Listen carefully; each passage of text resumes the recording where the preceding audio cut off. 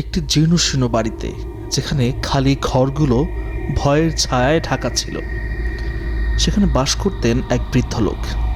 তিনি ছিলেন একজন রেডিও প্রেমী, যিনি প্রতি রাতে আকাশবাণী শুনতেন। রেডিও তার সঙ্গী ছিল।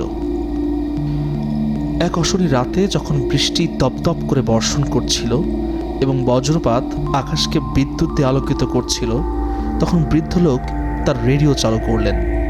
স্ক্র্যাচ স্ক্র্যাচ শব্দ ছাড়া কিছুই শোনা যাচ্ছিল না।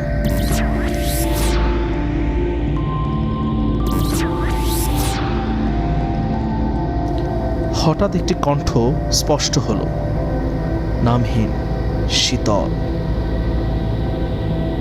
আমি আসছি, কণ্ঠটি ফিসফিস করে বলল। বৃদ্ধ লোক শিউরে উঠলেন। তিনি রেডিও বন্ধ করলেন এবং চুপিসারে রাত কাটিয়ে দিলেন। কিন্তু পরের রাতেও একই কথা ঘটল। একই শীতল, নামহীন কণ্ঠটি ফিসফিস করে বলল, আমি আসছি। দিন যত এগোতে থাকলো, বৃদ্ধ লোকের ভয়ও বাড়তে থাকলো। তিনি রাতে আর রেডিও চালানোর সাহস করতেন না। কিন্তু এক রাতে কিছু একটা তাকে খুব টেনে নিয়ে গেল।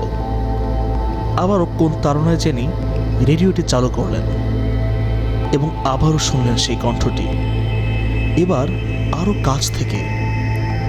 আমি আছি, কণ্ঠটি বলল। বৃদ্ধ লোক তার চোখকে বিশ্বাস করতে পারলেন না।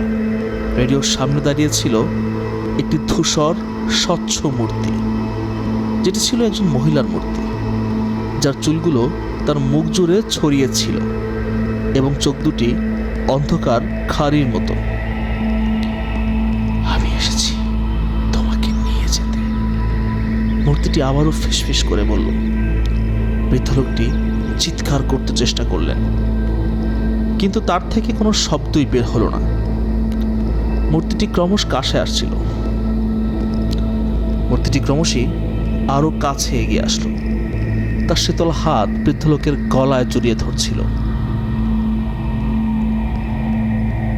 পরের দিন সকালে বৃদ্ধ লোকের মৃতদেহটি তার ঘরে পাওয়া গেল। তার চোখ ফেটে যাওয়া এবং তার মুখ ভয়ের চিহ্নে বিকৃত। তবে সেই রেডিওটি কোথায়?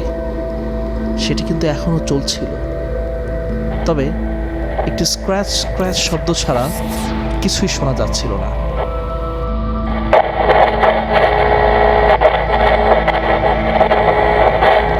আজও কিংবদন্তি রয়েছে যে আকাশবাণীর প্রেতাত্মা এখনো সেই জীর্ণশীর্ণ বাড়িতে ভ্রমণ করে, তার শীতল কণ্ঠে ফিসফিস করে, আমি আসছি।